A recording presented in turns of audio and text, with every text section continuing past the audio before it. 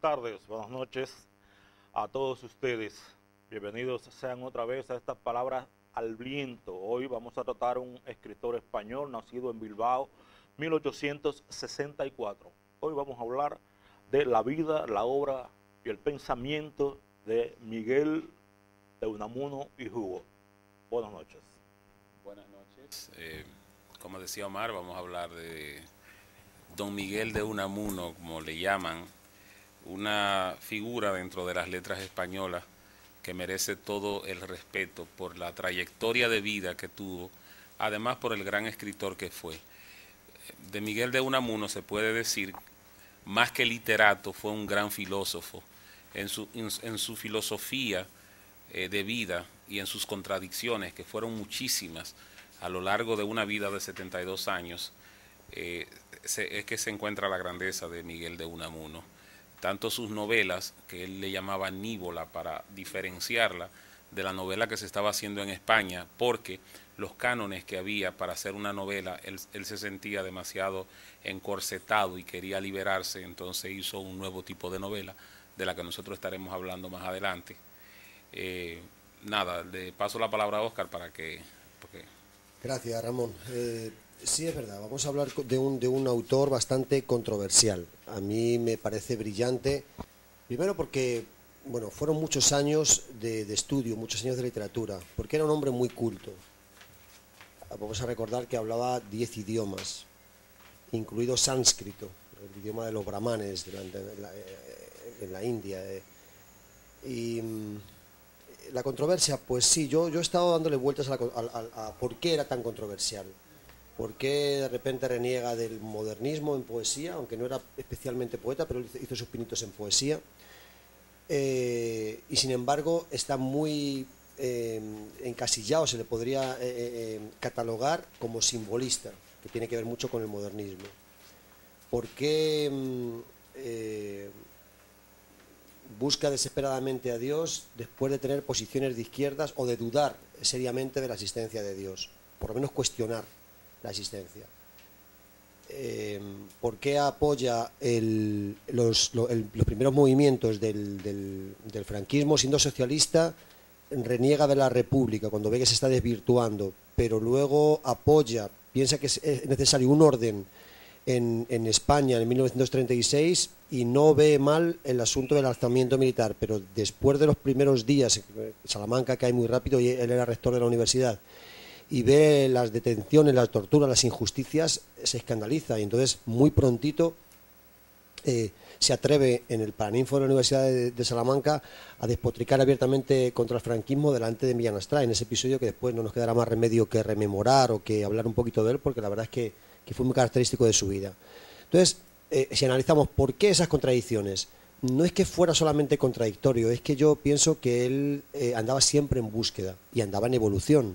Entonces, está bien que él ha encontrado hasta un punto que pueda parecer que se le pueda ya dar un nombre, se le pueda catalogar ya, se le pueda encasillar. Sin embargo, él no se ha quedado ahí, ha seguido investigando, ha seguido buscando, y él puede cambiar de posición o puede variar su posición o puede evolucionarla. Y yo creo que de ahí el que haya sido un poco controversial por el asunto de las contradicciones que ha tenido en su vida. Pero creo que vale la pena. Además, lo que decían, no solamente como autor, sino como desde el punto de vista del pensamiento, el pensamiento filosófico, creo que hay mucha tela que cortar. Entonces es un personaje interesante.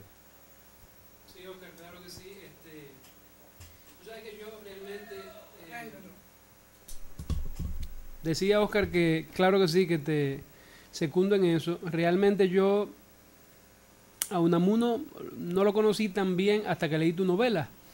Y precisamente ese episodio que tú narras fue el que me movió a investigar un poquito sobre él y a entender un personaje muy contradictorio que realmente fue uno de los grandes del siglo XX y que marcó realmente un hito en la novela y específicamente en la misma filosofía, como dice Ramón también, con cosas bien innovadoras. Aunque él innovaba bastante porque utilizó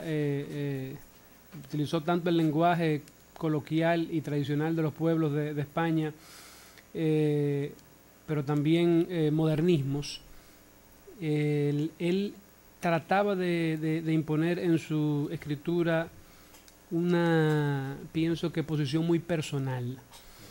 Y esa posición personal la ve uno en todo tipo de expresiones y de palabras Moisés, nuevas. Acuérdate que era muy buen ensayista, y el ensayista siempre se le da bien por eso, porque prevalece un poco su opinión referente a un tema o a lo que sea, y de verdad que tenía identidad, tenía voz, tenía personalidad, y se le siente en sus escritos, incluso en la estética de su escritura se siente. Entonces yo estoy de acuerdo completamente. Sí, claro. Es decir, él innovó bastante, inclusive como ese término que tú dijiste, la aníbola, el anibola, que dice él, bueno, que es una novela, pero que es una novela que a su manera, escrita a su manera, y que finalmente la novela, mientras siga haciéndose de esa manera, va a seguir siendo novela y eso. Bueno, él innovó en muchísimas maneras, le buscó la quinta pata al gato, a todo, porque él no entendía por qué las cosas tenían que hacerse sistemáticamente y tradicionalmente siempre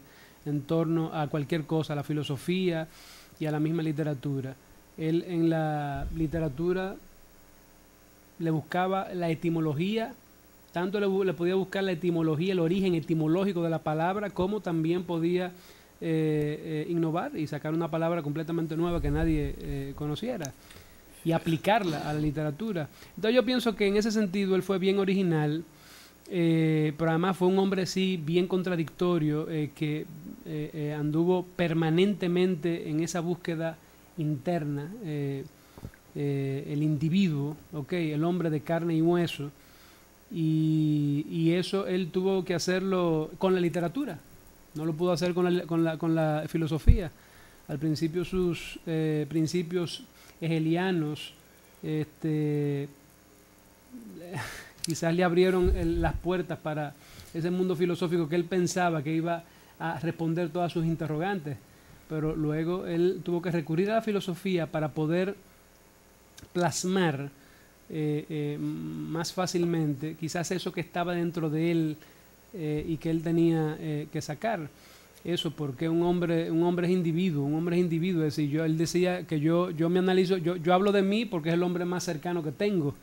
Entonces era la única manera de él poder expresar todo eso y de hacerlo con la ficción, que es una manera muy idónea de expresar los sentimientos y lo que está profundo. Hay que ver a Unamuno desde las diferentes facetas intelectuales que él explotó. Yo creo que lo primero que debemos hacer es ver la posición de Unamuno frente a la guerra. No debemos olvidar que la primera novela de Unamuno fue Paz en la Guerra, por la experiencia que tuvo desde muy jovencito con la guerra carlista en España. Y eso le llegó a crear una especie de anticonciencia, no solamente hacia la guerra, sino también hacia la forma de ver la historia por parte de los historicistas o historiadores que evaluaban el decurso de la humanidad a partir de los enfrentamientos bélicos. Él decía que debía estudiarse la historia con un sentido mucho más profundo, mucho más pormenorizado, que debía hacerse cierta distinción en el cuerpo de la conducta, del comportamiento del ser humano, y entonces hablar de una historia que tuviera más que ver con el pensamiento propiamente dicho del individuo como ente y de la sociedad en sentido general como un ente colectivo. Y decía que en esa intrahistoria debía estar en la vida de cada uno de las personas que, convertidos en personajes históricos, interactuaban para crear ese cúmulo de experiencias que iban a devenir necesariamente en el hecho de la tradición de los pueblos, en especial del pueblo español. Hay que ver esa crítica de Unamuno hacia la historiografía propiamente dicho, que solamente aborda los hechos que ellos entienden, los historiadores, que son verdaderamente relevantes para el conocimiento del devenir de la humanidad. Hay que ver también al Unamuno innovador en materia de narrativa, sobre todo en materia de novela, sobre todo con respecto a las características fundamentales de su generación, de la generación del 98. Nosotros debemos recordar, y en algún momento lo hemos tratado aquí en el programa, que la generación del 98 fue la generación de la decadencia política de la España de ultramar. Fue justamente el año en que España pierde su última posesión fuera del territorio propiamente europeo, peninsular, ibérico de España. Entonces comienza una reacción por parte de los miembros de la generación del 98. Estamos hablando de Ángel Ganivet, que fue el más desgraciado de todos, porque justamente en ese año de 1898 se suicida, pero viene Maeztu y viene Azorín, sobre todo Azorín con los paisajes de España, y viene Manuel y Antonio Machado, que en su poesía vincularon el hecho poético a la descripción propiamente dicha del paisaje español. Entonces ahí viene una respuesta a esa pérdida, a esa desazón histórica del pueblo español. Y Unamuno, contrario a lo que hicieron los otros escritores, bueno, ahí está Pío Baroja también. Ramón del Valle Inclán. Sí, don Ramón del Valle Inclán. Benavente, Chegaray, hay unos cuantos, sí. Sí.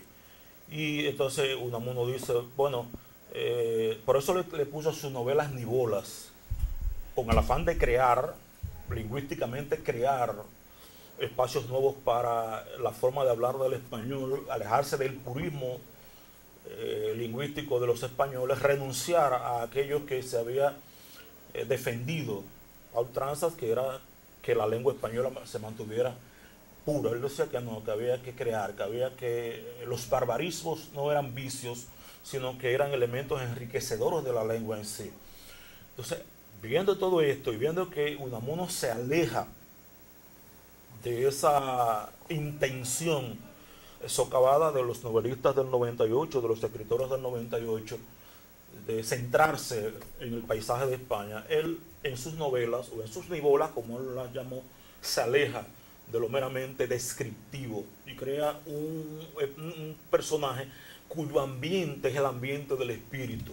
Por eso es uno de los precursores del movimiento existencialista, que vendría a ser catapultado en los años de 1930 y 1940 con individuos que nosotros hemos tratado aquí, como el caso de Jean-Paul Sartre, por ejemplo, o con la filosofía de Søren Kierkegaard y posteriormente de Martin Heidegger o de Henri Bergson. Pero Unamuno fue el precursor en la literatura de ese movimiento existencialista que dio tanto renombre a la literatura europea. Pero hay que ver también otro aspecto, que es el aspecto del pensamiento conjuntamente con el aspecto político de Miguel de Unamuno, que en un momento de su vida dice que el socialismo es lo más adecuado como religión, pero alejado del marxismo, que es un hombre que se deja cautivar por la Revolución Rusa de 1917, pero que después termina renegando a todos esos principios políticos para tornarse un hombre crítico de una sociedad que él entendía que iba por derroteros conceptuales que la iban alejando de algo fundamental, que era el interior del ser humano, donde lo épico, donde el hecho fáctico trascendental para el decurso de la historia era el ser humano por sí mismo. Por eso decía, adelantándose a Borges, que toda literatura es biografía, porque toda literatura tiene de por sí ese elemento del cual no se puede desligar al personaje del escritor mismo. En una ocasión le preguntaron que por qué biografía, decía, porque todos mis personajes tienen algo de mí. Yo creo que hay que hacer esa distinción. Cuando uno ve las ideas de un Ortega y Gasset de lo que debe ser la novela, uno se da cuenta que España en un tiempo estuvo estancada en una forma de la escritura novelística. Había una serie de patrones a los cuales los escritores eran fieles y nadie quería romper el esquema, porque una novela debía tener una serie de elementos y con esos elementos era como una forma automática del hacer novela. Unamuno, sintiéndose aprisionado de esa forma de hacer novela, decide hacer, como decíamos, un nuevo tipo de novela que rompa con eso, pero es tan fuerte la tradición que aún él tratando de innovar, uno siente en la escritura de Unamuno que él todavía está haciendo bastante de lo que se estaba haciendo antes. O sea, la innovación más de Unamuno está en que él trata de buscar o de personalizar la forma de su trabajo novelístico, pero aún la carga es demasiado pesada y las innovaciones no logran ser tan amplias como se hubiera querido. En el siglo XX, a principios del siglo XX, en España uno no encuentra un novelista que uno pueda decir que es una representación de la novela universal. O sea, uno no puede decir tal novelista era un representante de la novela universal porque está bastante limitado por la misma forma que se tenía de escribir novela. Incluso Ortega y Gasset llega a decir que ya está agotada la forma de hacer novela en los años 20. O sea, se atreve a decir eso, ya se agotó. Entonces los escritores latinoamericanos más tarde, los mismos franceses, demuestran que la novela no estaba agotada. Lo que pasa es que el escritor tenía que darse otras libertades y no escribir dentro de ciertos patrones, sino romper con esos patrones y seguir escribiendo. Otra cosa de la vida personal de Unamuno es que uno nota, Unamuno no le temía nada. Unamuno se pasa a principios del siglo XX hablando mal del rey, hablando mal de Primo de Rivera, y se echa a dos enemigos de tal magnitud. Incluso a él lo condenan a 16 años de cárcel que él no llega a cumplir y que luego la pena... ¿Destierran? Sí, no, él sí lo destierran a Fuerteventura, una de las Islas Canarias. Pero él luego... eso fue ya con el general Primo, ¿no? Al principio. Sí, pero luego él decide irse a Francia, pero por propia voluntad. Sí, lo que pasa es que en esa época el general Primo de Rivera hace una dictadura que le llaman dicta blanda porque el rey Alfonso XIII, el abuelo del rey Juan Carlos, es consentidor.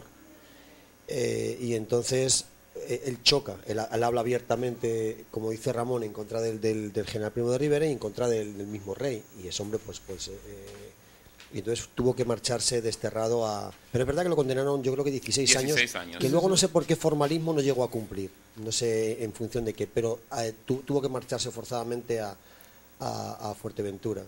Fuerteventura se acuñó una frase que hace poco la sacó un periodista de aquí, decía que era una tierra donde las flores no tienen olor, las mujeres no tienen honor y los hombres no tienen valor, una cosa así, como despotricando y alguien lo utilizó hace poco parafraseando, plagiando, porque no dijo de que era de Unamuno, y lo utilizó en algún periodo de aquí. Pero luego después es verdad que se fue recorrió diferentes países, yo creo que estuvo en Italia, estuvo en Suiza y estuvo en Francia. Estaba muy interesado en Kierkegaard y de hecho él estudió danés solamente para leerlo en su lengua original y eso le influyó mucho en su pensamiento filosófico. El hecho de estudiar sánscrito, como he dicho antes, pero también griego y también latín, le daba una perspectiva diferente para escribir. El también pensar, y eso tú tienes cierta experiencia porque manejas también 4 o 5 idiomas, Ramón, el poder aglutinar el pensamiento en diferentes idiomas te da una perspectiva diferente y eso le hacía el tener una superioridad tremenda frente a otros autores más o menos talentosos de aquella época. Pero ¿qué pasaba en aquella época? Lo que decía Omar, el año del desastre. De repente todo el mundo se da cuenta que España ya no, el imperio, ¿qué imperio? Ya no es imperio nada, o sea, se lo han comido, lo han provocado los americanos en el puerto de La Habana con la bomba que supuestamente habían puesto los españoles en las calderas del acorazado Maine, que luego fue y provocan una guerra a la cual estos entran al matadero. Claro, el pueblo pide, pero bueno, y el imperio, pero no hay imperio, o sea, es imposible contra la maquinaria de guerra ya de un país que ha hecho una guerra civil, que tiene un montón de soldados, que tiene un desarrollo, que desde que se había independizado de los en 1770 y tantos de los ingleses, habían trabajado una dirección propia, adquiriendo más terreno, adquiriendo más... de verdad que no había nada que hacer. Entonces, eso produce un sentimiento de desastre en la población española, el año del desastre. Se ha perdido lo último ya que nos quedaba, que era Cuba, Puerto Rico y Filipinas. O sea, desastres y la mano de los americanos detrás, por conveniencia. Bueno, entonces, hay unos cuantos intelectuales que le llaman regeneracionistas porque quieren regenerar el tejido español. Ok, no somos un imperio, pero tampoco somos nada. Entonces se centran un poco en las tierras de Castilla, en la riqueza de los personajes. Y es verdad que hay un prototipo de novela que se centra un poco en eso. Y es verdad que hay elementos como Unamuno que tratan desde su perspectiva, desde su superioridad intelectual, de ir un poquito más allá en la novela. Yo estoy de acuerdo contigo, yo no sé si lo consigue. Yo he leído algunas, he leído La tía Tula, hasta Anesa tiene contradicciones, hasta equivoca a veces un personaje femenino, un bebé, era niña y es niño. Y no es relevante, no es importante, porque el fondo de la novela está bastante claro y se siente la austeridad, se siente... Pero no es un novelista. Y de verdad que en esa época no hay tantas novelas que a uno le llenen. Es verdad que estaba un poco agotado. Fue después cuando en Latinoamérica se empieza a agilizar mucho más la novela, en Europa también y en España. Ahora mismo en España de verdad que hay novelistas muy interesantes, buenos. A mí me parece realmente bueno. No sé si tiene que ver con mi generación o con mis gustos, pero de verdad que en aquella época la novela, sin embargo la poesía pues estaba funcionando bastante bien. Y eran intelectuales, había gente en teatro, se hicieron bastantes cosas interesantes, pero es verdad que en la novela no tanto. Desde el punto de vista filosófico también tuvo sus contradicciones, porque si bien al principio termina rozando el existencialismo, del cual había renegado antes, pero al principio sus movimientos filosóficos igual van variando, no tiene nada que ver el Unamuno de los primeros tiempos con lo que él va viendo, y obedece un poco a las vivencias y al crecimiento en el pensamiento. Las experiencias, él reniega al principio de una línea filosófica en la que se base un poco en las experiencias acumuladas, pero después las usa. Es igual que en lo que hablamos de la poesía, él renega del modernismo, pero acaba incurriendo en pleno simbolismo. Pero es como decía, yo creo que es una búsqueda permanente, una búsqueda constante que le hace variar y que le hace profundizar en su pensamiento, que de verdad me parece bastante interesante de estudiar y bastante profundo. Hay un aspecto interesante que trata Unamuno, porque Unamuno buscaba la paradoja, más que él mismo, que sus propias contradicciones, eran las contradicciones sociales. Él decía, bueno, pero nosotros los españoles estamos, porque es bueno decir que Unamuno, a pesar de ser vasco, primero estuvo en contra de la lucha independentista vasca, sin dejar de reconocer que el vasco tenía una característica, una fisonomía intelectual. Hizo estudios interesantes, hizo ensayos interesantes acerca del... Él no decía el euskera, él decía el vascuence, pero es en la lengua euskera. Es decir. Sí. Entonces él decía, bueno, ¿qué es lo que estamos buscando los españoles? Los españoles estamos buscando por un lado la modernidad y por otro lado la europeización. Y no somos ni una cosa ni somos la otra. Nosotros andamos buscando la modernidad y estamos en contra de la modernidad, porque nosotros lo que andamos buscando es el purismo en todos los aspectos de nuestra vida. No ya lo tradicional, sino lo establecido. No avanzar a partir de la tradición, sino quedarnos en la tradición. Y por otro lado, dependíamos prácticamente de Europa, pero no con la conciencia de vida, sino que nos dejamos, dice él, ¿no?, embaucar de los movimientos franceses, de los movimientos intelectuales franceses. Él mismo se dejó también subjugar por el caso de Blas Pascal, por ejemplo. Es un caso, pero de los europeos, en sentido, los alemanes. Los alemanes, cuando él pone sobre el tapete la concepción de que no existe realmente una razón pura, nos mueve a Immanuel Kant. Y cuando él habla del sentido trágico de la vida, nos mueve al concepto de la angustia de Søren Kierkegaard y al origen del pecado y el pecado original y de dónde viene esa angustia. Nos remite allá y nos remite a Schopenhauer con esa dejadez frente a la vida, y cuando él dice que su mujer murió y que su mujer no creía en la muerte, dice, ella nunca creyó en la muerte y yo nunca creí en la vida. Nos está moviendo hacia los filósofos existencialistas europeos, él mismo miró siempre hacia la otra parte de Europa. Yo siempre digo y sostengo, a pesar del despecho de muchos amigos españoles, que los Pirineos no solamente son una frontera física, sino también son una frontera espiritual y una frontera conceptual. ¿Te acuerdas de la frase esa que se acuñó, que inventen ellos? Ese que inventen ellos tiene una connotación extraña, porque por un lado, bueno, es que ustedes no se fajan que inventen ellos.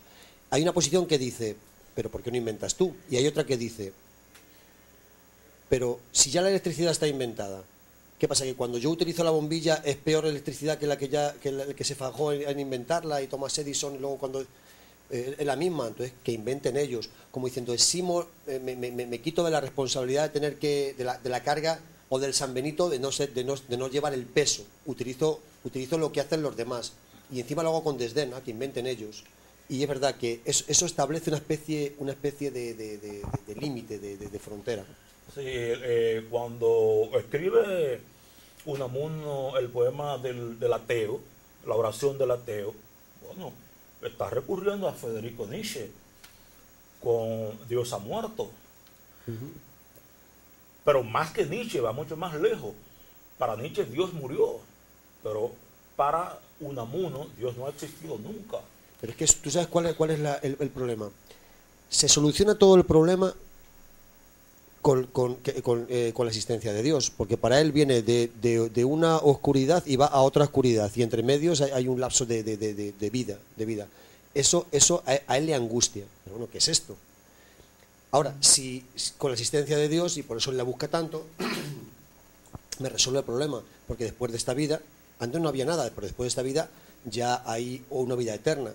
Pero es que él, en algunos aspectos racionalista, como empieza en su línea filosófica o positivista después, no le convence el asunto, pero le angustia. Entonces, del sentimiento trágico de la vida. Que está la contradicción de él realmente, que él...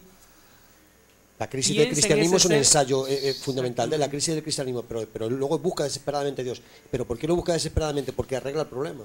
Porque además él tiene esa contradicción permanente del ser físico, de carne y hueso, el ser que es y que va a ser finalmente lo que sea después que se muera, y aquel ser espiritual con la garantía de que va a alcanzar la iluminación y los cielos o lo que sea. Entonces él realmente plantea esa contradicción en su pensamiento. Yo no sé si os acordáis, se lo comentaba el otro día a Omar, una película que vimos cuando quise presentaros un poco el cine español, Belle Époque. Sí. Y no sé si os acordáis que Agustín González, que hacía de cura, aparece al final ahorcado en la iglesia. Y cuando Fernando Fernán Gómez, que es el padre de las chicas, aparece y mira que tiene un libro en las manos. ¿No os acordáis el libro que era? Del sentido trágico de la vida, de Unamuno. Es pesado. Señores, tenemos que irnos a una pausa comercial. Cuando regresemos, seguimos hablando de Miguel de Unamuno y Hugo. Ya volvemos.